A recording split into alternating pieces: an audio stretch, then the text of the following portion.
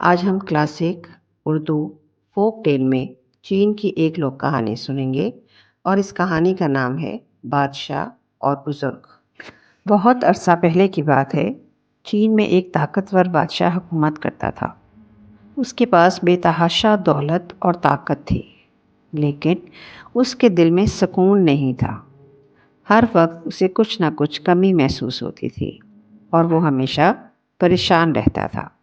एक दिन बादशाह ने ऐलान किया कि जो भी उसे हकीकी खुशी का राज बताएगा उसे एक बहुत बड़ा इनाम दिया जाएगा।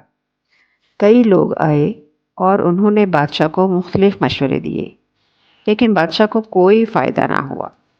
फिर एक दिन एक बुज़ुर्ग शख्स दरबार में आया और उसने कहा, बादशाह सलामत, खुशी का राज बहुत सादा है। आपको सिर्फ एक गरीब और खुश इंसान की कमीज़ पहननी होगी। बादशाह को यह ख्याल पसंद आया। उसने अपने सिपाहियों को हुक्म दिया कि वो ऐसे शख्स को ढूंढें। सिपाहियों ने तमाम रियासत में तलाश किया, मगर उन्हें कोई गरीब और खुश इंसान ना मिला। आखिरकार एक दिन वो एक छोटे से गांव में पहुंचे और वहां उन्होंने एक किसान को देखा जो बहुत खुश नज़र आ रहा था।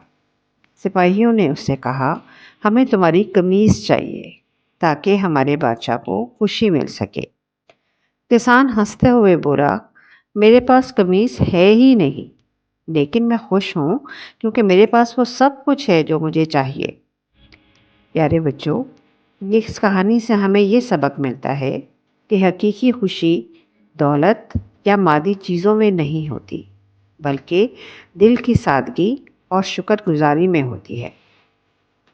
जब हम अपनी ज़िंदगी में मौजूद नेमतों का शुक्र अदा करते हैं तो हमें हकीकी सुकून और खुशी मिलती है। मुझे उम्मीद है आपको ये कहानी ज़रूर पसंद आई होगी। अगर आप मज़ीद ऐसी कहानियाँ सुनना चाहें तो हमारे चैनल को ज़रूर सब्सक्राइब करें।